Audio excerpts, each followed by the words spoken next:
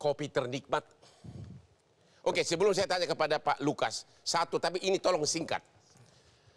Kalau seorang jenderal, itu yang kita dengar ya, begitu mendengar dari istrinya bahwa dia dilecehkan, saksi-saksi yang melihat mengatakan jenderal itu menangis. Kalau bisa dibuktikan menangis itu bukti bagian dari masih emosi, sehingga pembunuhan spontan atau berencana. Apakah itu benar di persidangan kita akan lihat, tapi itu sudah bukan rahasia umum. Gimana? Jadi kalau konteks menangis itu, apalagi dia seorang jenderal, harusnya dalam konteks ini dia bisa memanage seorang manusia normal dan punya jabatan jenderal. Ya. Saya kira menangis lalu dia melakukan suatu perbuatan persiapan. Ya, perbuatan persiapan untuk melakukan Jadi pembunuhan. Anda tetap mengatakan bahwa walaupun seorang suami menangis setelah mendengar istri dan dilecehkan, itu tetap bukan bagian dari emosi. Karena ada persiapan melakukan Karena suatu ada kejahatan. persiapan, walaupun dia emosi, baru dipersiapkan untuk nembak, itu bukan satu paket masih emosi. Bukan, Bang. Itu Oke. bagian dari perencanaan, Bang. Oke, sekarang Pak Lukas, ada komentar tambahan terhadap perencanaan ini, apalagi bukti yang ada? Tadi yang menangis saya setuju. Jadi gini, itu tangisan itu digunakan untuk mengeksploitasi kesedihan terhadap kolega-kolega beliau. Ada 4 orang pada saat itu, Komnas HAM, anggota DPR. Enggak, ini peristiwa tanggal 8, bukan kalau menurut para saksi katanya begitu tiba PC dari Magelang, cerita peristiwa yang dialami, langsung si Sambo panggil ajudannya semua, dan ajudannya ini mengatakan di BAP katanya melihat Sambo menangis dan mengatakan bahwa istri saya dilecehkan. Apakah itu nanti bisa mempengaruhi 340 tidak terbukti? Oleh karena itu Bang Hotman, ya, dari 4 orang saksi di luar tersangka Ferdi Sambo, ini kan ada memiliki relasi kuasa, ya, baik atasan dan bawahan dan juga hubungan suami istri. Saat ini, ya, saksi yang independen dan menjadi justice collaborator hanya Richard Eliezer.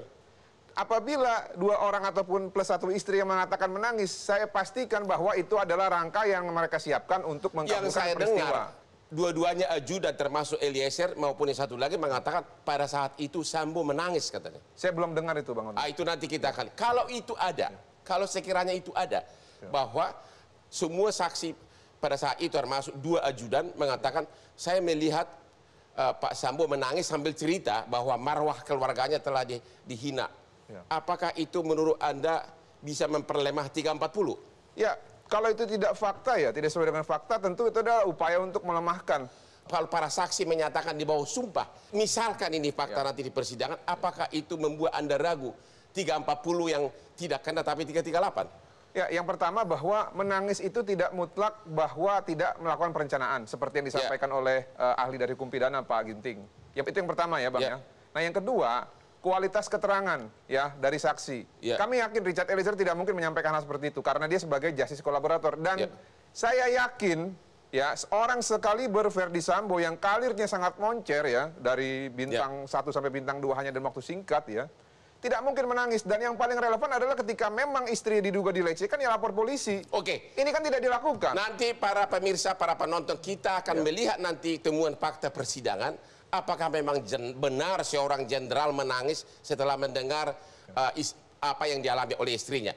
Pertanyaan berikutnya, Anda masih ada kekhawatiran nggak bahwa vonis terhadap Sambo bakal diperingan? Ada nggak kekhawatiran dari keluarga Brigadir J?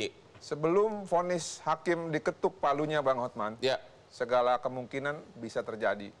Kita tahu bahwa kepastian hukum di Indonesia ini memang sering kali, acap kali dipertanyakan. Ya, bahkan sering kali, kebanyakan. Iya, kebanyakan dipertanyakan. Jadi tidak ada yang pasti sebelum ada keputusan yang pasti. Oh begitu. Ya. Lalu apa saja kemungkinannya? Yang pertama bahwa Ferdi Sambo ini walaupun jabatannya sudah hilang, tapi relasi ataupun networking dia tidak hilang. Masih ada yang disebut dengan kakak-kakak asuh itu. Apa itu kakak asuh? Ya, orang-orang terdekat dia. Belum lagi yang katanya orang-orang pemerintahan, dari eksekutif, legislatif yang masih dalam jangkauan dia. Ya, itu yang pertama. Jadi, yang kedua, Bang Hotman, uangnya ini kami duga banyak sekali.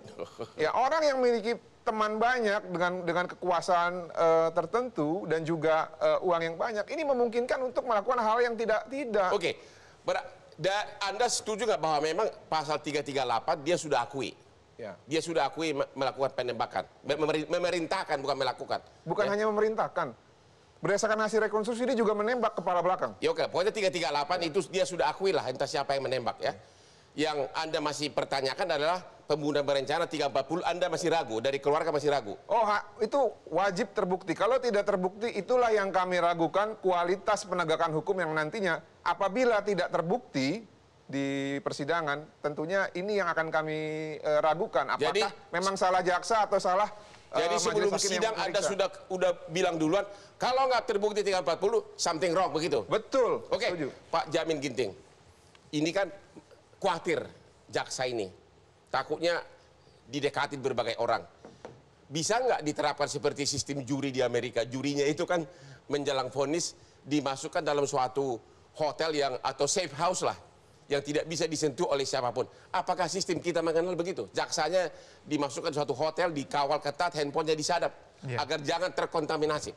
Ya, dalam konteks hukum pidana kita mencari kebenaran material, bukan mencari rasa keadilan dalam masyarakat, Bang. Ya. Jadi kebenaran material dengan Jadi kepastian bukan hukum. rasa keadilan masyarakat, Bukan. tapi kebenaran material. Iya. Masyarakat mau jadi hukum seberat mungkin, kalau fakta persidangan menyatakan lain, itu yang berlaku. Itu yang berlaku. Maka kita nggak menganut sistem juri yang di common law system, karena kita civil law system. Saya hanya mengatakan cara mengamankannya di hotel atau di safe house itu. Ya, pertanyaannya apakah siapa jaksa yang... ini perlu diamankan di suatu rumah sehingga yang dikhawatirkan oleh Pak Lukas ini tidak ada datang kaki tangan segala macam untuk lobby gitu loh. Saya kira jaksanya secara physically bukan diamankan secara fisik. Yang perlu diamankan bagaimana independensinya, Bang. Karena tentu bagaimana cara mengamankan independensi? Jadi cara mengamankan kalau godaan terlalu besar. Oke, cara mengamankan independensinya saya kira bisa Kapolri atau KPK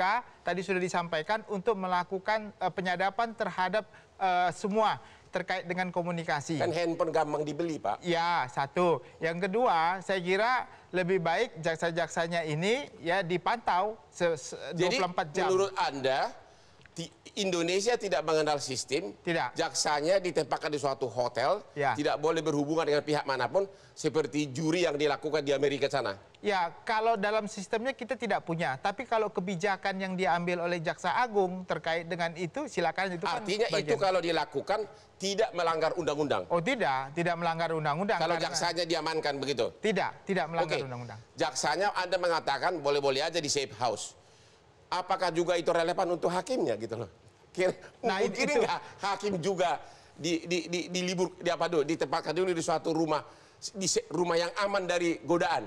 Ya saya kira itu kebijakan bisa diambil oleh Mahkamah Agung, Ketua MA, kalau merasa itu sangat penting untuk diambil, untuk diputuskan. Itu pun tidak ada larangan? Dan tidak ada larangan, karena terus terang hakim-hakim juga tempat tinggalnya memang disediakan di tempat khusus yang tidak boleh orang sembarangan untuk hadir di situ. Kalau Anda melihat persidangan ini bakal khusus Sambo bisa makan waktu berapa? 2-3 bulan? Saya kira tadi jaksa sudah mengatakan bukti-buktinya sudah cukup jelas. Saya kira nggak nyampe 3 bulan juga harusnya sudah bisa diputus. Minimum 2 bulan kena? Iya. Jadi tidak sampai 3 bulan, Bang. Jadi kita akan melihat apakah Jaksa Agung akan mengamankan jaksanya 2 bulan di rumah peristirahatan yang aman? Ya saya kira itu hal yang tidak perlu. Saya kira Jaksa Agung kalau memang sudah percaya kepada 35 jaksa tadi dikatakan tadi ya, itu saya kira sudah cukup dengan tapi kalau dilakukan itu tidak melanggar hukum. Tidak melanggar hukum. Oke, kita istirahat lagi sesudah yang berikut ini.